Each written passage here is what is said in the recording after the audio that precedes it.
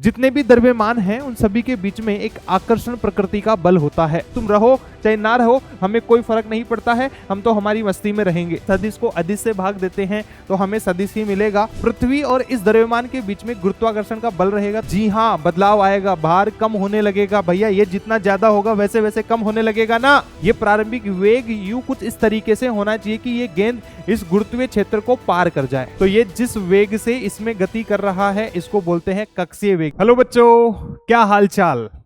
उम्मीद करता हूं तुम बहुत अच्छे से पढ़ रहे होंगे। और आज मैं फिर से तुम्हारा स्वागत करता हूं माइंड मैप की सीरीज में। मैं दिनेश जाट आप लोगों के लिए लेके आया हूं एक नया चैप्टर जिसका नाम है गुरुत्वाकर्षण। बेटा ये चैप्टर बहुत आसान है, यहां से भी सवाल आएंगे और 1 से 2 सवाल आएंगे और सीधे सीधे हमारे सूत्रों पर आधारित सवाल होते हैं।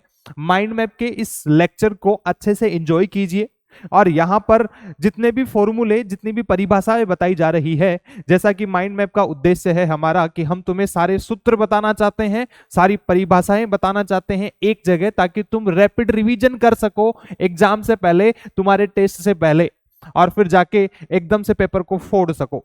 तो स्टार्ट करते हैं गुरुत्वाकर्षण का ये नया चैप्टर हमारा, जिसमें सबसे पहले स्टार्ट करते हैं हम न्यूटन के गुरुत्वाकर्षण का नियम। न्यूटन साहब ने कहा था कि जब हमारे पास में 2 द्रव्यमान होते हैं या जितने भी द्रव्यमान हैं उन सभी के बीच में एक आकर्षण प्रकृति का बल होता है जिसे गुरुत्वाकर्षण बल कहते हैं। तो इन्होंने बोला कि इस नियम के अनुसार 2 द्रव्यमानों के मध्य हमेशा आकर्षण प्रकृति का बल होगा। ये हमें पता होना चाहिए कि ये बल हमेशा कैसा होता है, आकर्षण प्रकृति का होता है। जैसे कि मैं बात करूं, मेरे पास में ये 2 द्रव्यमान है बेटा, एक m1 और दूसरा m2, और इनके बीच में जो अंतराल है या जो दूरी है वो r है।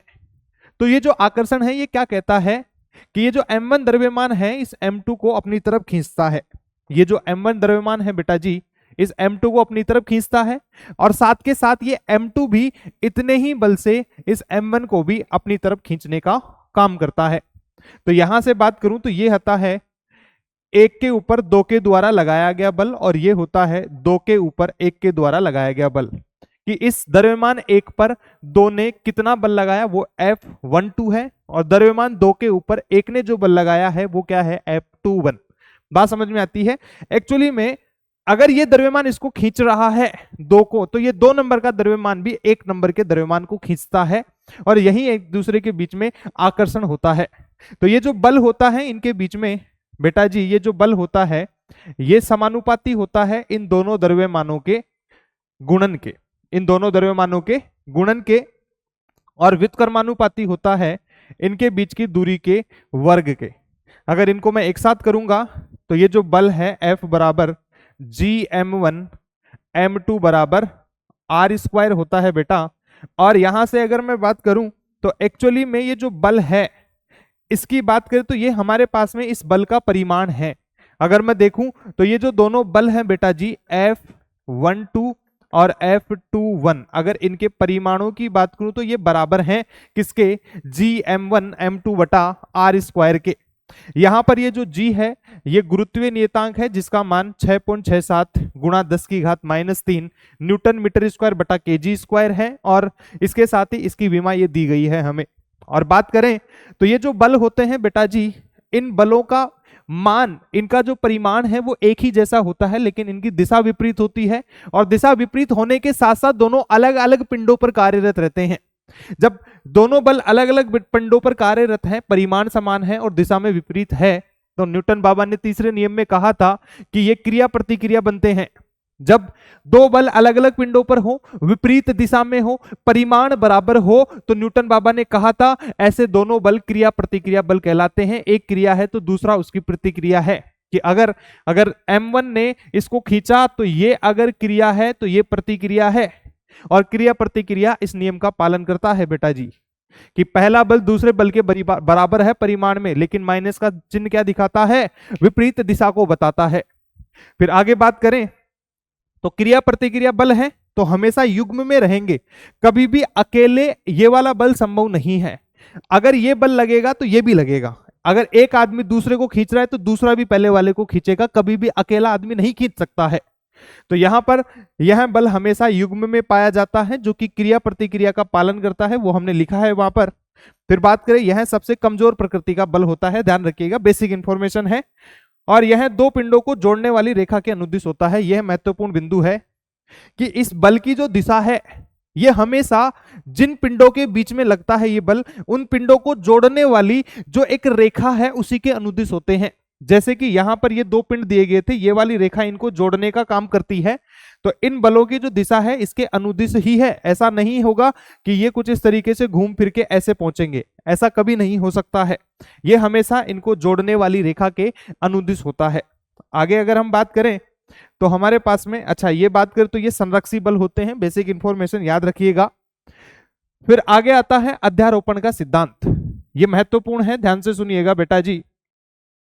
अध्यारोपण का सिद्धांत क्या कहता है कि जब हमारे पास में, जैसे मान लो कि ये एक द्रव्यमान लिया मैंने m, और पहले मेरे पास में ये दोनों द्रव्यमान नहीं थे, सिर्फ m1 द्रव्यमान है। इनके बीच में ये जो m द्रव्यमान है इसको खींच रहा है। इनके बीच में जो द्रव्यमान है वो F1, ये m द्रव्यमान था और ये m1 द्रव्यमान है। इनके बीच में जो बल है वो F1 है। अब यहां से इस पूरे सिस्टम में मैं ये एक और द्रव्यमान ले आता हूं, तो इसके आने से इनके बीच में भी आकर्षण होने लगा। फिर M3 द्रव्यमान आ गया, यहां पर भी आकर्षण होने लगा, F3 बल हो गया, और यहां पर F4 बल हो गया है बेटा जी। तो यहां पर 1 2 3 4 बल थे, सॉरी 4 द्रव्यमान थे। तो पहले द्रव्यमान M1 और M के बीच का बल F1, M2 और M के बीच का बल F2, M3 और M के बीच का बल F3, M4 और M के बीच का बल F4। बेटा जी अध्यारोपण का सिद्धांत क्या कहता है कि इन दोनों बलों के बीच का ये जो इन दोनों द्रव्यमानों के बीच का ये जो बल F1 है, इसके ऊपर इस द्रव्यमान का कोई फर्क नहीं पड़ता है।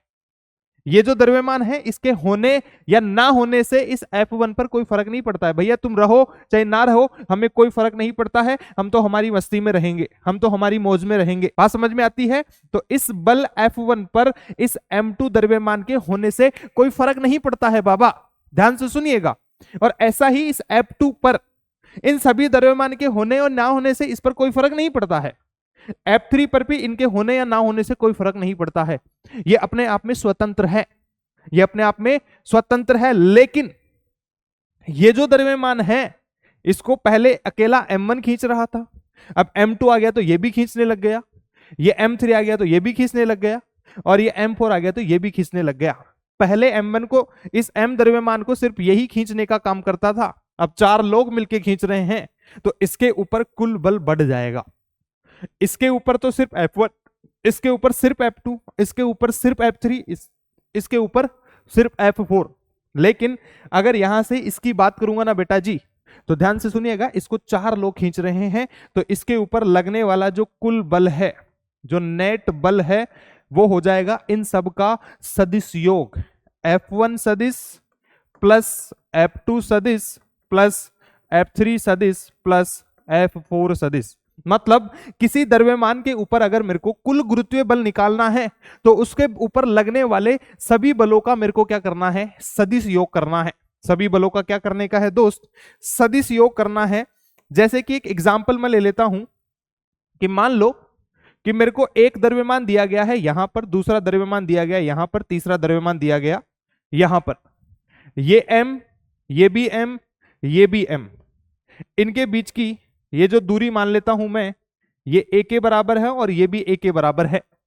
तो यहां से देखूं तो मेरे को पूछा गया कि ये जो द्रव्यमान 1 नंबर वाला जो द्रव्यमान है इसके ऊपर कुल गुरुत्वीय बल बताना है। तो मैंने देखा इस द्रव्यमान को ये वाला जो द्रव्यमान है इधर खींच रहा होगा, ये द्रव्यमान भी इसको इधर खींचता होगा बेटा जी, क्योंकि दोनों द्रव्यमान बराबर है, यहां पर भी और यहां पर भी, और इनके बीच की दूरियां भी बराबर है। तो मैं क्या कहूंगा बेटा जी कि यहां पर बल अगर F है तो यहां पर भी ये बल कितना होगा, F ही होगा। तो यहां पर इस पर लगने वाला जो कुल बल है वो यहां पर जाएगा कुछ इस तरीके से, कुल बल। और ये किसके बराबर होगा, क्योंकि 90 डिग्री का कोण है तो √2F के बराबर आ जाएगा। और F लिखूंगा तो कितना, G M1 into M square बटा A स्क्वायर, तो यह आ जाएगा √2G M स्क्वायर बटा A स्क्वायर। ये कुछ इस तरीके से हम कुल बल निकालेंगे किसी एक द्रव्यमान के ऊपर जब उस पर 2 से ज्यादा बल कार्यरत होंगे, तो यहां पर उनका सदिश योग करेंगे। आगे हम बात करें गुरुत्वीय बल का सदिश रूप, तो गुरुत्वीय बल का सदिश रूप होता है कुछ इस तरीके से, F सदिश बराबर G m1 m2 बटा R क्यूब और R सदिश। जैसे कि यहां पर देखें, ये मेरे पास में x और y एक्स है, दो द्रव्यमान रखे हैं m1 और m2, इसका स्थिति सदिश r1 सदिश है और इसका स्थिति सदिश r2 है। इनके बीच की जो दूरी है वो डेल्टा r बोलते थे, मैंने डेल्टा r सदिश को बोल दिया है क्या r, और मेरे को पता है डेल्टा r किसके बराबर होता है, r2 सदिश माइनस r1 सदिश के। तो यहां पर ये इनके बीच की दूरी है r सदिश, इसका परिमाण मैंने मान लिया है, इसका परिमाण मैंने मान लिया किसके बराबर, r के बराबर। तो g m1 m2 बटा ये दूरी का परिमाण कितना है r, स्क्वायर होना चाहिए था लेकिन सदिश रूप में r क्यूब बटा, ये हो जाएगा मेरे पास में g m1 m2 r सदिश बटा r क्यूब। ये ऐसे कैसे याद रखिएगा, r यहां पर परिमाण है। क्लियर। आगे हम चलते हैं, तो हमारे पास में आता है गुरुत्वीय क्षेत्र की तीव्रता। एक्चुअली में गुरुत्वीय क्षेत्र की तीव्रता का काम होता है कि गुरुत्वाकर्षण के क्षेत्र को चेक करना है कि कहीं पर अलग अलग बिंदुओं पर, जैसे मैं एक कमरे में बैठा हूं और कमरे में एसी लगी हुई है, तो मैं अलग अलग जगह पर बैठ के देखूंगा कि एसी का प्रभाव कैसा है, क्या ये एसी ठंडा कर पा रहा है कि नहीं कर पा रहा है, कोने में कितनी ठंडी है, बीच में कितना ठंडा है, एसी के पास में आकर देखता हूं तो कितनी ठंड है। इसका मतलब मैं क्या कर रहा हूं, सभी जगह पर बैठ के एसी के प्रभाव को देख रहा हूं। तो ऐसे ही गुरुत्वीय क्षेत्र की तीव्रता भी हमें बताती है कि अलग अलग बिंदुओं पर कितना गुरुत्वाकर्षण बल लग सकता है किसी बिंदु पर या किसी द्रव्यमान पर। तो ये गुरुत्वीय क्षेत्र की तीव्रता हमें इसी बारे में बताती है।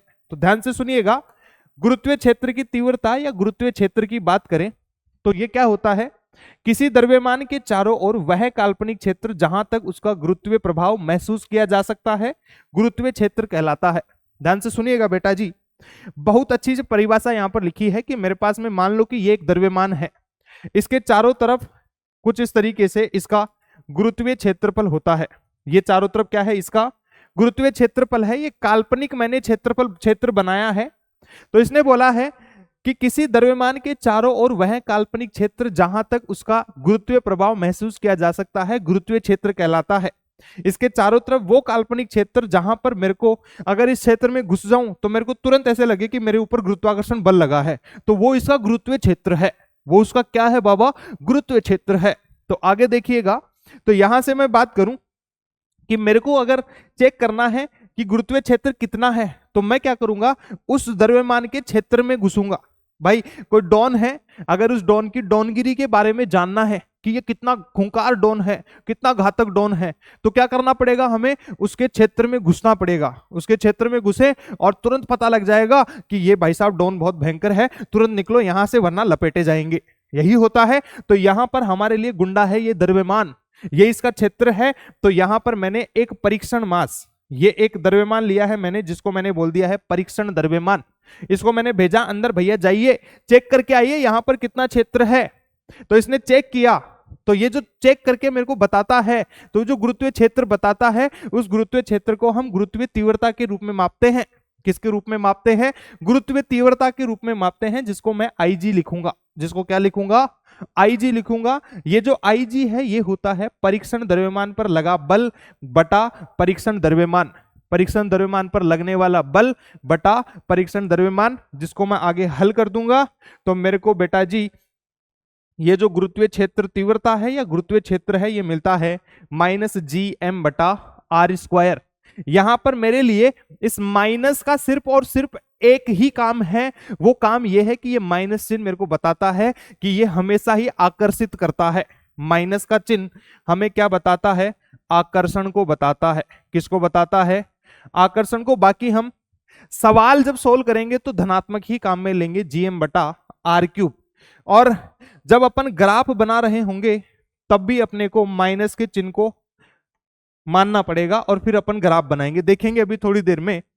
फिलहाल यहां पर चलते हैं कि ये जो गुरुत्वीय क्षेत्र तीव्रता है बेटा जी, ये एक सदिश राशि होती है जिसकी दिशा जो है, क्योंकि यहां पर बल को हमने द्रव्यमान से भाग दिया है, तो बल एक सदिश राशि है और द्रव्यमान अदिश राशि है। सदिश को अदिश से भाग देते हैं तो हमें सदिश ही मिलेगा। तो बल की जो दिशा है वही किसकी दिशा होगी, गुरुत्वीय तीव्रता। क्योंकि अब बल यहां पर इस दिशा में है तो तीव्रता भी किधर हो जाएगा, इधर की तरफ ही रहेगा। बात समझ में आती है। यूनिट की बात करें तो बल को न्यूटन, द्रव्यमान को केजी, तो न्यूटन बटा केजी।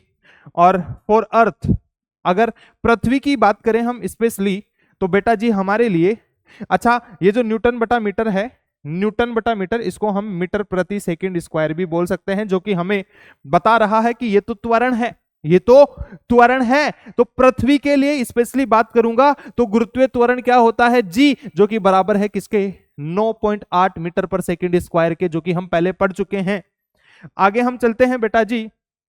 तो अब बता रहा है कि दो मैंने अलग अलग पिंड लिए हैं, एक लिया है मैंने गुरुत्वाकर्षण क्षेत्र चेक करना है, किसके लिए, गोलीय क्षेत्र के कारण गुरुत्वाकर्षण क्षेत्र, गोलीय क्षेत्र के कारण गुरुत्वाकर्षण क्षेत्र। ये मैंने यहां पर एक खोखला गोला लिया है, ये क्या है, एक खोखला गोला है, मैं लिख देता हूं यहां पर खोखला गोला, जिसको हम गोलीय कोष बोलते हैं, जिसको हम क्या बोलते हैं बेटा जी, गोलीय कोष।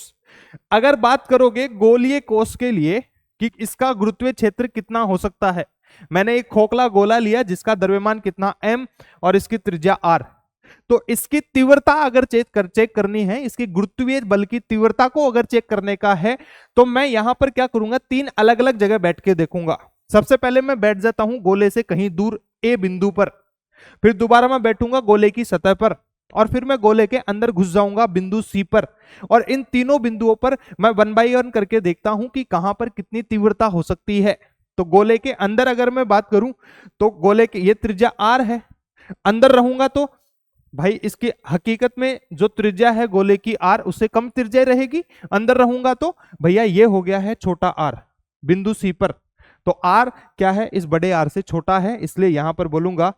यहां पर अगर मैं बात करूं बेटा, गोले के अंदर कोई द्रव्यमान होता नहीं है, तो जब कोई द्रव्यमान ही नहीं है अंदर, तो मेरे को खींचने वाला कौन है रे बाबा। मैं एक ऐसी जगह जाकर बैठ गया हूं जहां पर कोई गुंडा ही नहीं है, जहां पर कोई मवाली ही नहीं है, बात समझ में आती है, जहां पर कोई गुंडे नहीं रहते हैं, इसका मतलब मैं तो वहां पर सुरक्षित हूं, इसका मतलब मेरे ऊपर कोई दबाव नहीं है, कोई मेरे को डराने धमकाने वाला नहीं है, मतलब समझ में आता है कि वहां पर तीव्रता 0 है। भैया गोलीय कोष के अंदर अगर बात करेंगे, गोलीय कोष के अंदर बात करेंगे तो वहां कोई द्रव्यमान ही नहीं होता है, जब कोई द्रव्यमान ही नहीं है तो वहां पर कोई तीव्रता भी नहीं है रे बाबा, तो क्या बोल देंगे, 0। फिर आगे अपन बात करें गोलीय कोष के बाहर किसी बिंदु ए पर, बहुत दूर आर पर, तो ये होता है जीएम बटा आर स्क्वायर के, और ये जो इंटेंसिटी है या जो तीव्रता है ये व्युत्क्रमानुपाती होता है आर स्क्वायर के। इसका मतलब ये हुआ कि गोले के बाहर हम जैसे जैसे गोले से दूर जाते जाएंगे, जैसे जैसे गोले से दूर जाते जाएंगे तो हमें गुरुत्वीय क्षेत्र की तीव्रता भी कम महसूस होगी, उसी तरीके से गुरुत्वीय क्षेत्र की तीव्रता कम हो जाएगी, क्योंकि आर का मान बढ़ते जाएगा, जैसे जैसे दूर जाएंगे आर बढ़ेगा तो तीव्रता कम हो जाएगी गोले के बाहर। फिर आगे बात करते हैं इसकी सतह पर, जहां पर छोटा आर बराबर कैपिटल आर, तो जीएम बटा आर स्क्वायर जो कि नियत है। और बेटा जी क्योंकि अंदर तो 0 था, फिर मैं गोले के अंदर से चलता गया सतह पर आ गया, सतह पर अधिकतम है, फिर इससे जैसे जैसे दूर जाते जाऊंगा कम होता जाएगा। इसका मतलब गोले की सतह पर जो गुरुत्वीय क्षेत्र तीव्रता होती है या जो मेरे को गुरुत्वाकर्षण बल है अधिकतम कहां पर महसूस होगा, वो इस गोले की सतह पर, कहां पर, गोले की सतह पर। और नियत होता है कहीं पर भी बैठ जाओ, ये सभी जगह कैसा है, नियत है। अगर इन सभी बातों को देख के मैं ग्राफ बनाऊंगा तो इस तरीके का ग्राफ बनेगा। अब क्योंकि मेरे को ग्राफ बनाना होता है ऋणात्मक के लिए, क्योंकि तीव्रता अभी अभी हमने लिखी थी ये हमेशा आकर्षण प्रकृति को दिखाता है, तो तीव्रता कैसी होती है, ऋणात्मक। चलिए पहले मैं इन धनात्मक मान के ग्राफ बना लेता हूं। तो मैंने देखा कि गोले के केंद्र या जब तक इसकी जो त्रिज्या है ये आर का मान त्रिज्या के बराबर ना हो जाए तब तक तो कोई तीव्रता ही नहीं है। यहां पर ई बोल दो चाहे से आई बोल दो, बात एक ही है। लेकिन जैसे ही मैं गोले के बाहर आता हूं, देखिए यहां से यहां तक कोई तीव्रता नहीं, 0। जैसे ही गोले के बाहर आया तो क्या हुआ, तीव्रता व्युत्क्रमानुपाती है किसके, 1 बटा आर स्क्वायर के। लेकिन गोले की सतह पर अगर मैं बात करूं तो गोले की सतह पर क्या है, अधिकतम है। गोले के अंदर था, यहां पर कुछ नहीं मिला मेरे को, गोले के अंदर 0। फिर जैसे ही सतह पर आता हूं मेरे को अधिकतम मिलती है तीव्रता यहां पर, फिर बाद में कम होने लगती है कुछ इस तरीके से। तो ये जो तीव्रता है ये व्युत्क्रमानुपाती है आर स्क्वायर के। और यहां पर है जब आर बराबर आर का मतलब ये बिंदु मिला मेरे को, जीएम बटा आर स्क्वायर अधिकतम है। क्योंकि मेरे को ऋणात्मक लिखना होता है तो मैं यहाँ पर इसका दर्पण प्रतिबिंब लिखूंगा। यहाँ पर एक शीशा लगा देता हूं जिससे इसकी फोटो बनेगी। तो मेरे को ये वाला चित्र याद रखने का है बेटा जी, क्योंकि ये ऋणात्मक का ग्राफ है। ऐसे ही बात करूं तो ठोस गोले के कारण गुरुत्वाकर्षण का क्षेत्र देखते हैं या तीव्रता देखते हैं, तो इसके अंदर क्योंकि द्रव्यमान आ चुका है इस बार, तो यहां पर जीरो नहीं हो सकता है। ठोस गोले के अंदर द्रव्यमान आ चुका है तो यहां पर जीरो नहीं हो सकता है। इसको बहुत अच्छे से ध्यान रखिएगा कि ठोस गोले के कारण गुरुत्वाकर्षण क्षेत्र अंदर द्रव्यमान होता है, इस बार जीरो नहीं है क्योंकि खोखले गोले में अंदर द्रव्यमान नहीं था इसलिए जीरो था। यहां पर कितना हो जाएगा, ये हो जाएगा बेटा जी आई सी बराबर अंदर की तरफ अगर बात करें तो ये जी एम आर बटा आर क्यूब, जहां पर ये इसकी दूरी कितनी है, आर क्यूब के बराबर है। ये जो दूरी हमने ली है ये आर है, तो जी एम आर बटा आर क्यूब। अब जी एम बटा आर क्यूब तो नियत है भाई, गोले की त्रिज्या में बदल नहीं सकता, गोले का द्रव्यमान बदल नहीं सकता, जी अपने आप में नियत है। तो तीव्रता किसके समानुपाती है, आर के। इसका मतलब यह है कि केंद्र से जैसे जैसे आर का मान बढ़ते जाएगा तीव्रता भी बढ़ती जाएगी। केंद्र से जैसे जैसे आर का मान बढ़ते जाएगा वैसे वैसे तीव्रता बढ़ती जाएगी। और अगर ये बिंदु केंद्र के पास आएगा तो आर का मान कम होगा, आर का मान कम होगा तो तीव्रता भी कम होगी। और जैसे ही केंद्र पर आ जाऊंगा आर जीरो हो जाएगा, और आर जीरो होते ही केंद्र पर तीव्रता भी जीरो। इसका मतलब ठोस गोले के कारण केंद्र पर तीव्रता जीरो होती है। ठोस गोले के कारण तीव्रता जीरो कहां होती है बाबा, केंद्र पर। कहां पर, केंद्र पर। आगे हम बात करते हैं सतह पर। सतह पर वही जीएम बटा आर स्क्वायर। फिर ये सारा का सारा खेल नियत है और ये अधिकतम होता है। हमने देखा केंद्र पर जीरो, फिर बढ़ते बढ़ते बढ़ते बढ़ते सतह पर अधिकतम, और फिर जैसे ही बाहर निकल गए फिर धीरे धीरे कम होने लग गया। गोलीय कोष के कारण जैसे होता था वैसा ही यहां पर बाहर की तरफ ये खेल चलेगा। तो यहां पर क्या होगा, यहां पर मेरे को गोले के अंदर जीरो मिला था तो कोई ग्राफ नहीं बना यहां पर, लेकिन गोले के अंदर यहां पर अगर बात करूं तो सिर्फ केंद्र पर जीरो है, बाकी इसके बाद में तो समानुपाती का ग्राफ बनेगा। धनात्मक का ग्राफ बनाऊंगा तो ऐसे, और फिर यहां पर क्या हो गया है अधिकतम, और फिर ऐसा ही ग्राफ बन जाएगा। फिर मैं दर्पण प्रतिबिंब लगाऊंगा तो ये ऋणात्मक का ग्राफ बन जाएगा। हमको ये याद रखने का है बेटा जी, बात समझ में आती है। आगे हम चलते हैं तो हमारे पास में आ गया है गुरुत्वीय क्षेत्र। गुरुत्व के कारण त्वरण या गुरुत्वीय क्षेत्र त्वरण की बात करते हैं। मैं इसको लिख देता हूं दोबारा से, देखिएगा देखिएगा बेटा जी, यहां पर लिख देते हैं अपन, ये आ जाएगा गुरुत्वीय त्वरण। गुरुत्वीय त्वरण की हम बात करें तो ध्यान से सुनिएगा। जैसे कि हम बात करते हैं बेटा जी, हमारे पास में ये एक हमारी बहुत ही खूबसूरत सी प्यारी सी ब्यूटीफुल सी पृथ्वी है, हमारी धरती माता है, जिसका द्रव्यमान ME mass of earth. ME का मतलब मास ऑफ अर्थ, धरती माता का द्रव्यमान, और RE का मतलब है रेडियस, धरती माता की त्रिज्या, रेडियस ऑफ अर्थ। ये ध्यान रखिएगा बेटा जी। तो यहां पर हमारे पास में ये एम नोट का द्रव्यमान है बेटा जी, जिसको यहां से हमने फेंक दिया या इसको यहां से छोड़ दिया किसी ऊंचाई h से। तो यहां पर इसके पृथ्वी और इस द्रव्यमान के बीच में गुरुत्वाकर्षण का बल रहेगा, तो बल बटा द्रव्यमान, बल बटा द्रव्यमान। तो बल कितना, जी m1 m2 बटा r। यहां से यहां तक की इसकी ये तो त्रिज्या हो गई RE और ये हो गया h। तो कुल दूरी की अगर बात करूं तो ये हो जाएगा बेटा RE प्लस h के बराबर। तो गुरुत्वाकर्षण का बल G m1 m2 बटा r स्क्वायर, r ये दिया हुआ है, और बटा द्रव्यमान m नोट।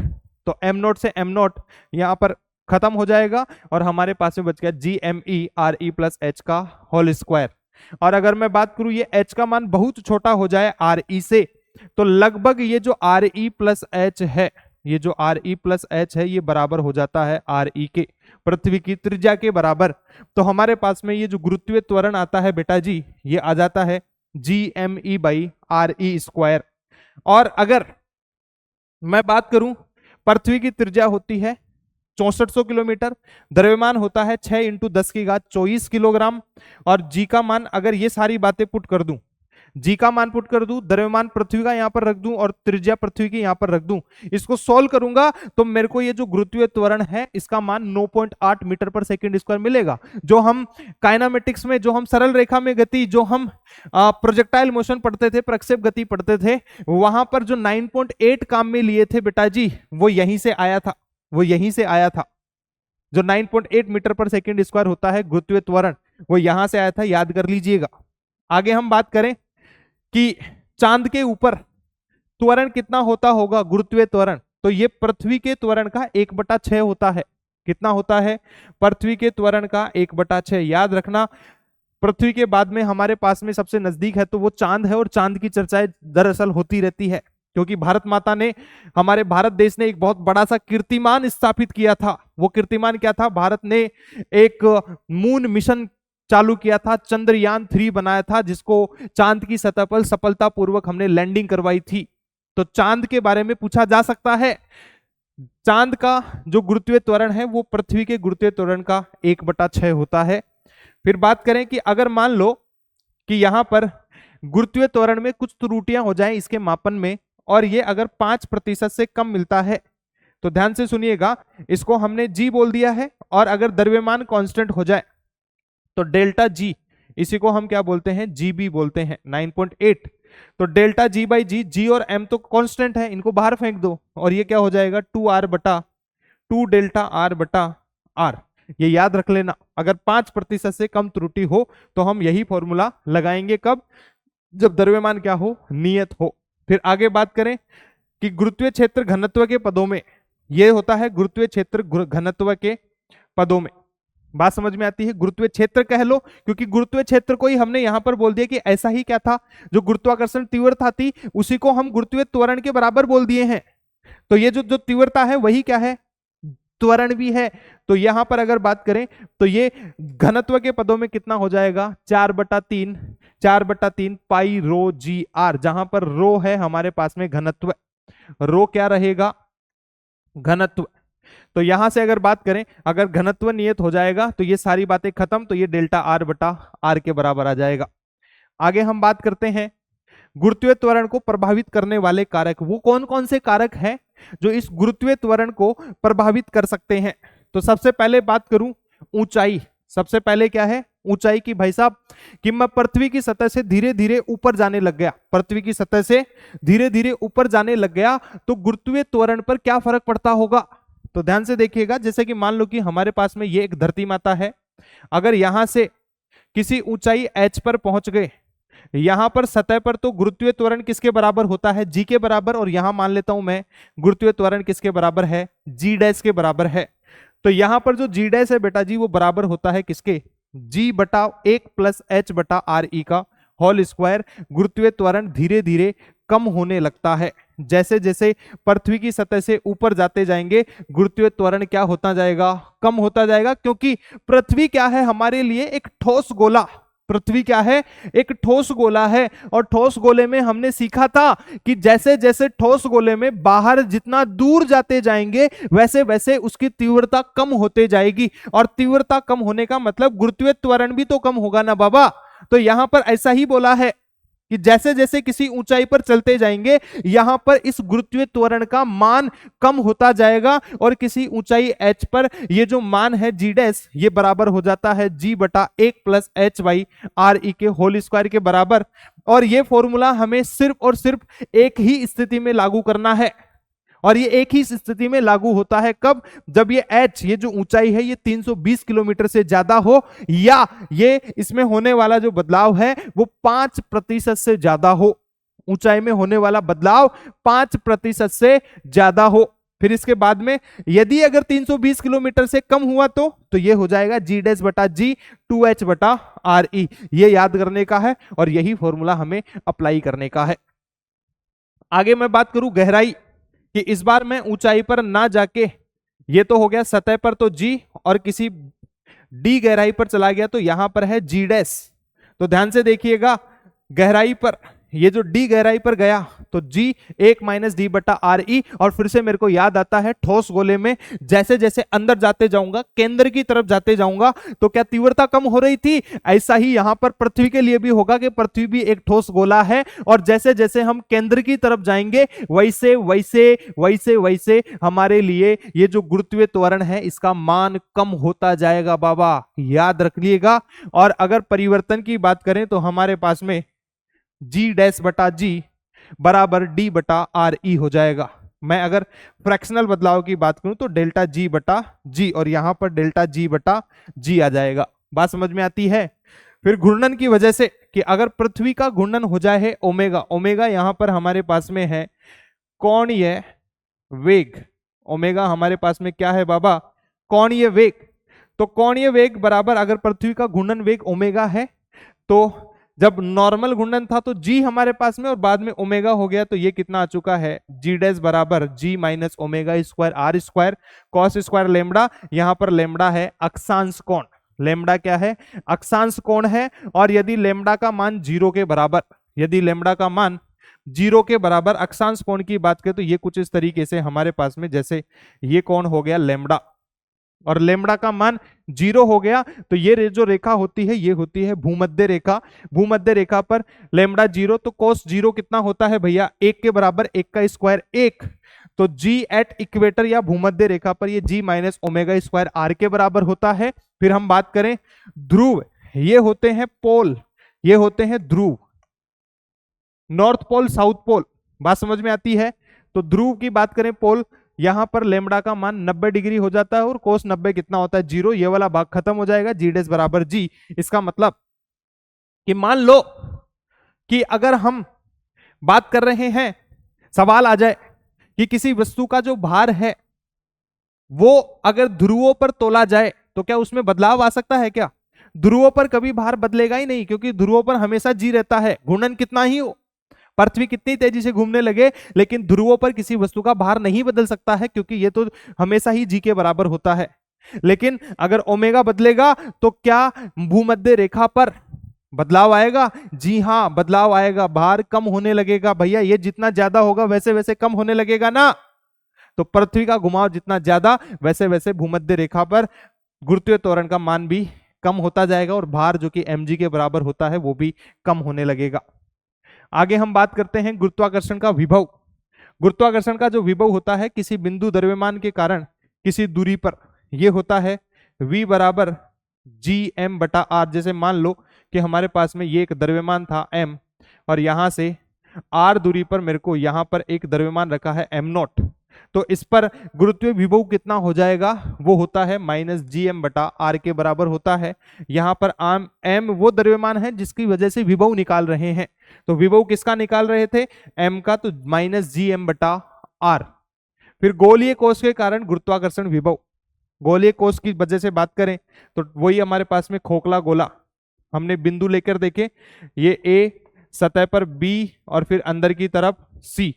तो गोलीय कोष के बाहर हमारे पास में आता है V माइनस जी एम बटा आर, और गोलीय कोष सतह पर या अंदर, सतह पर या अंदर बराबर होगा, एक ही जैसा होगा, और ये कितना होता है? V बराबर माइनस जी एम बटा आर, जब R की वैल्यू या तो पृथ्वी की त्रिज्या के या इस ठोस खोखले गोले के बराबर हो या इससे कम हो जाए, मतलब या तो अंदर रहेंगे या इसकी सतह पर रहेंगे, दोनों ही केस में हमारे पास में ये विभव बराबर ही आता है। तो ग्राफ की अगर बात करें तो सतह पर वही माइनस का चिन्ह आ गया है, तो धनात्मक का क्या बन जाएगा? दर्पण प्रतिबिंब बन जाएगा। अरे बाबा कोई समस्या थोड़ी ना है बाबा, इसमें कोनो दिक्कत नहीं है। तो देखिएगा इसमें यहां पर अगर बात करेगा ना तो क्या हो जाएगा भैया? जब मैं गोलीय कोष के अंदर बोले तो त्रिज्या आर, ये मेरे पास में है केंद्र, गोलीय कोष का केंद्र, वहां पर कितना है?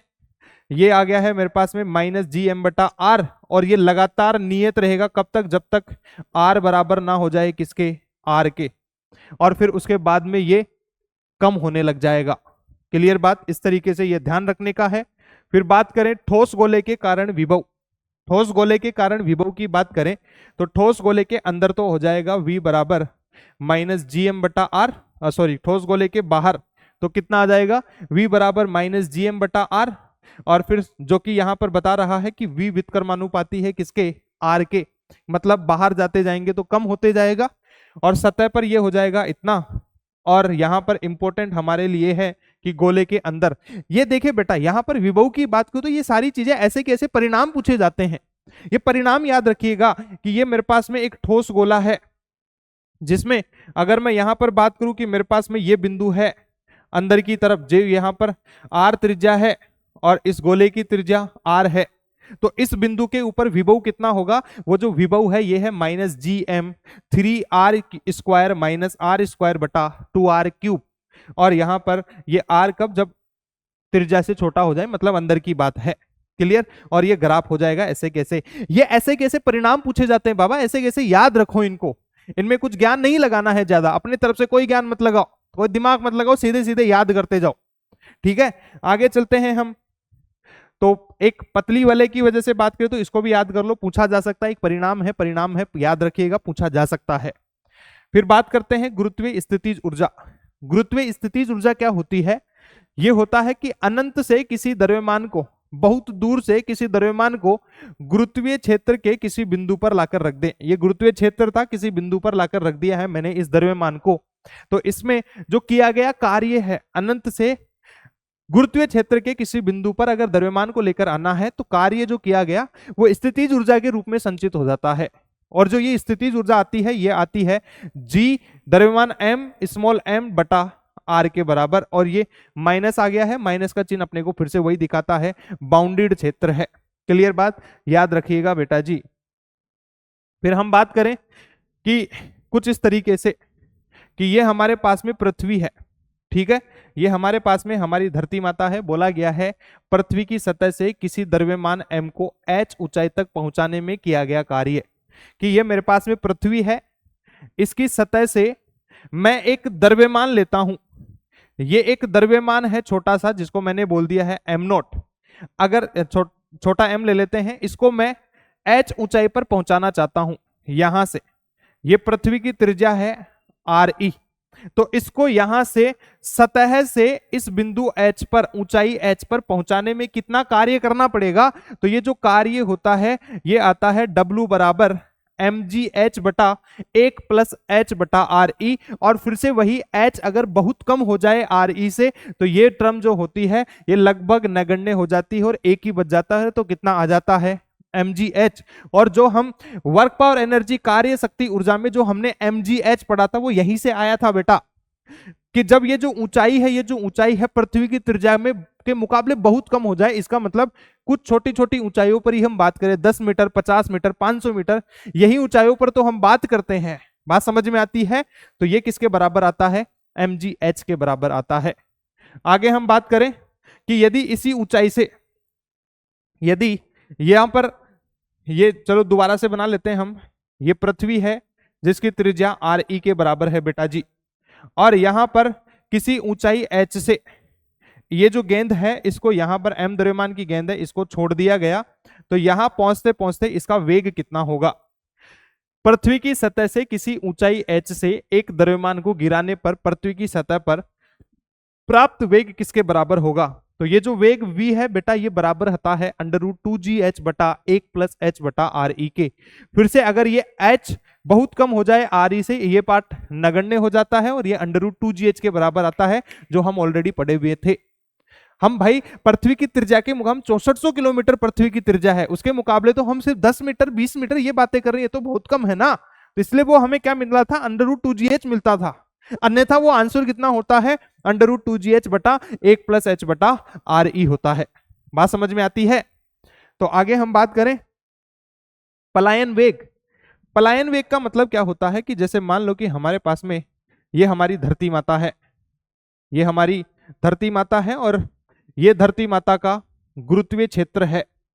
अगर धरती माता की सतह से कोई गेंद फेंकनी है और इसका वेग, जो प्रारंभिक वेग u लेना है, ये प्रारंभिक वेग u कुछ इस तरीके से होना चाहिए कि ये गेंद इस गुरुत्वीय क्षेत्र को पार कर जाए, इस गुरुत्वीय क्षेत्र को पार कर जाए, यहां से गुरुत्वीय क्षेत्र से पलायन कर जाए, मेरे को यहां पर पहुंचाना है इस गेंद को। तो ये जो प्रारंभिक वेग u है, ये कितना होना चाहिए, इस प्रारंभिक वेग को ही अपन पलायन वेग बोलते हैं। यह वह वेग है जिसकी वजह से कोई द्रव्यमान, यह वह वेग है जिस पे कोई द्रव्यमान गुरुत्वीय क्षेत्र से पलायन कर जाएगा।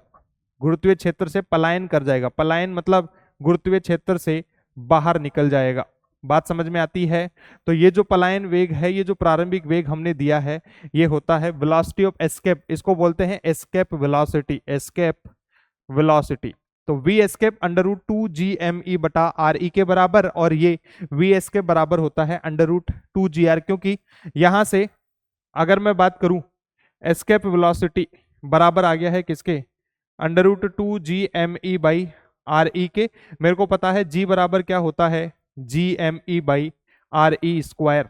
तो यहां से इसको आर ई से ऊपर नीचे मल्टीप्लाई कर दिया जाएगा, तो ये तो बन गया जी और ये आर, तो अंडर रूट 2 और अगर जी और आर पृथ्वी की त्रिज्या का मान रख दूंगा तो पृथ्वी के लिए ये होता है 11.2 किलोमीटर प्रति सेकंड। कि भाई पृथ्वी की सतह से अगर किसी गेंद को हमें उसके क्षेत्र से पलायन करवाना है तो इसको ये जो प्रारंभिक वेग है ये 11.2 किलोमीटर प्रति सेकंड देना पड़ेगा, तो ये गुरुत्वीय क्षेत्र को पार कर जाएगा, अन्यथा ये वापस लौट के आ जाएगा। बात क्लियर है?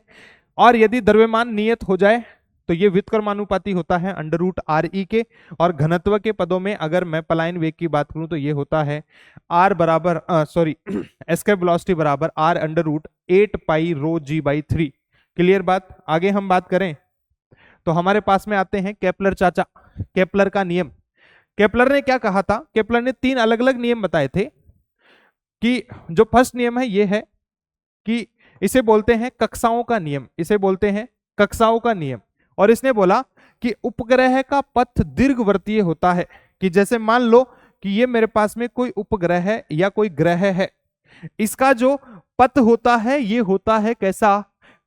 दीर्घवृत्त जैसा होता है। ये दीर्घवृत्त है। ये जो इसमें चक्कर लगा रहा है ये दीर्घवृत्त है, जिसमें सूर्य फोकस पर होता है। हमारे पास में ये जो सूरज भगवान है ये यहाँ पर एक फोकस पर होते हैं। कहां पर होते हैं? इसकी स्थिति जो है ये फोकस पर होती है। क्या बोला? कक्षाओं का नियम उपग्रह का पथ का दीर्घवृत्तीय होता है।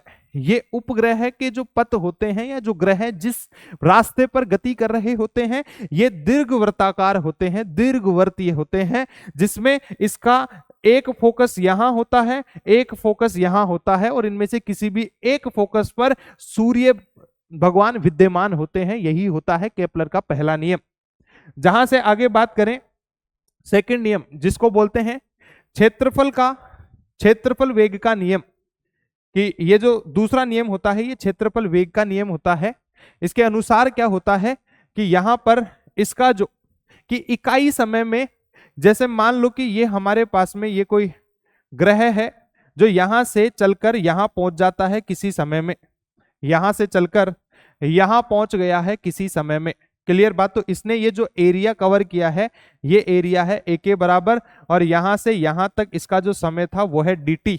तो ये जो dA बाई dt है कि प्रति एकांक समय में कवर किया गया या प्रति एकांक समय में ये जो क्षेत्रफल है, ये जो क्षेत्रफल है ये क्या हो जाएगा? नियत हो जाएगा। प्रति एकांक समय में जो बनाया गया या जो कवर किया गया जो क्षेत्रफल है ये कैसा होता है? नियत होता है। और ये बराबर होता है L बटा 2m के, L बटा 2m। और यहां पर ये जो L है ये होता है हमारे पास कोणीय संवेग। ये क्या होता है? कोणीय संवेग। बात क्लियर है? तो फिर आगे अपन बात करें आवर्तकालों का नियम। इसने बोला कि ये जो आवर्तकालों का नियम है ये क्या कहता है कि ये जब ग्रह इस दीर्घवृत्ताकार पथ पर गति करते हैं तो इनका जो आवर्तकाल है, आवर्तकाल का मतलब एक बार चक्कर पूरा करने में जो समय लगता है, एक चक्कर पूरा करने में जो समय लगा वो आवर्तकाल है। ये जो आवर्तकाल का जो वर्ग है ये समानुपाती होता है। यहां से अगर मैं बात करूं तो मेरे पास में कुछ इस तरीके से ये देखिए ये 2a है, लेकिन बीच में अगर मैं बात करूं तो यहां से यहां तक ये कितना है? a। इसकी ये होती है सेमी मेजर एक्सिस। इस a को अपन क्या बोलते हैं? Semi major axis. कि ये जो दीर्घवृत्ताकार पथ है इसमें ये जो इसकी पूरी लंबाई 2a होती है, इसकी आधी लंबाई कितनी होती है a।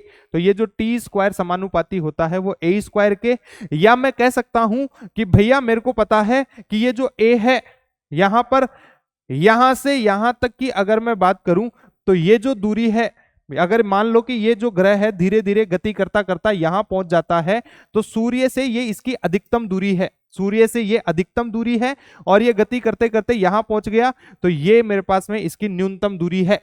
तो ये तो हो गया यहां से यहां तक, मैं बोल देता हूं ये है आर मैक्स, ये अधिकतम है और ये क्या है, न्यूनतम है। ये तो अधिकतम और ये न्यूनतम है। तो यहां से अगर मैं बात करूं कि भैया ये जो a लिखा है एक्चुअली में ये किसके बराबर, r भाई 2a किसके बराबर है, r मिनिमम और r मैक्सिमम के बराबर।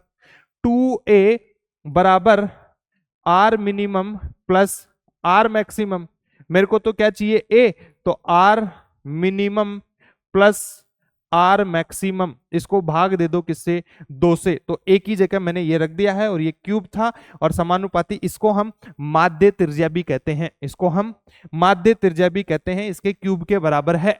और बोला है वृत्तीय कक्षाओं के लिए टी स्क्वायर समानुपाती आर क्यू। वृत्तीय कक्षा अगर मान लो ये पथ वृत्ताकार हो जाए तो 2a a के बराबर हो जाएगा और r किसके बराबर भाई, त्रिज्या के बराबर आ जाएगा, तो ये हो जाएगा आर स्क्वायर के बराबर।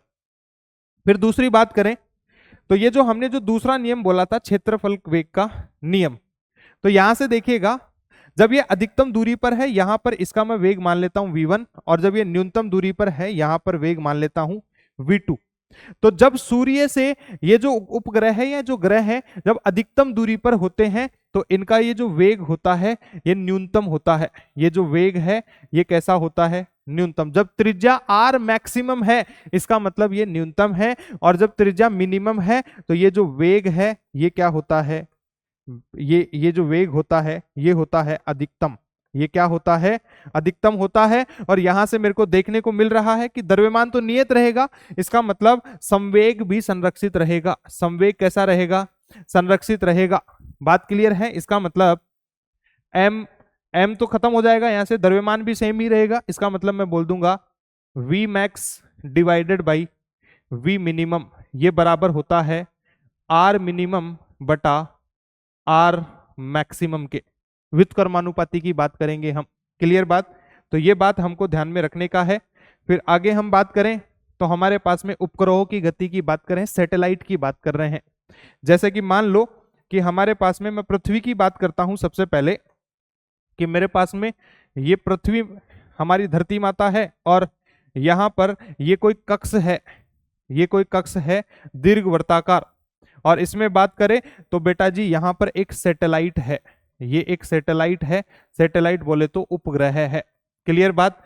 तो ये जिस वेग से इसमें गति कर रहा है इसको बोलते हैं कक्षीय वेग, ये इसकी एक कक्षा है, इस कक्षा में जिस वेग से गति करता है उसको कक्षीय वेग बोलते हैं, और ये बराबर होता है v नॉट बराबर √gm बटा r, जहां से ये पृथ्वी की त्रिज्या r के बराबर है, क्लियर बात। और ये इनकी ऊंचाई बहुत कम होती है इसलिए अपन r ही काम में लेते हैं, तो √gm बटा r होता है। और पृथ्वी की बात करें, यदि द्रव्यमान पृथ्वी का रख दे और त्रिज्या पृथ्वी की रख दे यहाँ पर, तो ये हमें 8.1 किलोमीटर प्रति सेकंड मिलता है। और समय अंतराल की बात करें कि एक चक्कर पूरा करने में जो समय लगता है वो 2 पाई √r³ बाई gm के बराबर होता है, और ये 84 मिनट आता है पृथ्वी के लिए, धरती माता के लिए। फिर आगे बात करें, इनकी जो स्थितिज ऊर्जा है वो होती है -gm × m/r। यहां पर m जो है वो पृथ्वी का द्रव्यमान लो, और ये जो स्मॉल m है, मान लेता हूं कि ये इसका द्रव्यमान स्मॉल m है और इसका द्रव्यमान कैपिटल M है, तो स्थितिज ऊर्जा किसके बराबर, -gm × m/r। ये काइनेटिक ऊर्जा, गतिज ऊर्जा होती है, जहां पर मैंने वो v का मान रख दिया है, ये v0 मान लो यहां से, इनका कक्षीय वेग। और E यांत्रिक ऊर्जा या कुल ऊर्जा बराबर हो गई -gmm/2r, और ये है बंधन ऊर्जा जो इसको बांध कर रखने का काम करती है, वो है gm × m/2r के बराबर। और इन सभी ऊर्जाओं के बीच में अगर संबंध स्थापित करूं तो इनके बीच में ये कुछ इस तरीके का संबंध होता है। फिर आगे बात करें, उपग्रह को एक कक्ष से दूसरी कक्ष में ले जाने में किया गया कार्य, कि यहां से मान लो कि मेरे पास में एक और कक्षा बना देता हूं मैं, इस तरीके से ये एक और कक्षा बना दी हमने, तो अगर इस सैटेलाइट को इस कक्षा से उठाकर इस दूसरी कक्षा में पहुंचाना चाहते हैं हम, तो यहां से R1 R2 त्रिज्याएं बदल जाएगी। तो ये जो हमारे पास में कार्य होता है ये बराबर आता है W बराबर -GME/m/2 अंडर ये बराबर कोष्टक 1/R1 - 1/R2। ये हमको पता होना चाहिए। फिर इसके बाद में ऊर्जा और इनकी दूरी के बीच में हमने ग्राफ बनाया है, जिसमें ये गतिज ऊर्जा है, ये स्थितिज ऊर्जा है और ये कुल ऊर्जा है। तो बेटा जी यही था हमारा आज का लेक्चर गुरुत्वाकर्षण। आज का लेक्चर गुरुत्वाकर्षण जो हमने बहुत अच्छे से सीखा है, सारे फॉर्मूले हमने कवर कर लिए हैं, सारी परिभाषाएं, सारे ग्राफ हमने कवर कर लिए हैं। और बेटा जी अगर ये सारी बातें तुम अच्छे से याद कर लिए हो, सारी बातों का रिवीजन कर लिए हो, तो बैठ के सवाल लगाइए। मैं इस बात की गारंटी देता हूं सारे सवाल तुमसे बनेंगे। ऐसा हो नहीं सकता जो तुम कर नहीं सकते। बात समझ में आती है? ऐसा कोई काम नहीं है अगर पूरी शिद्दत से हम जिसको चाहें और वो हमें मिले ना।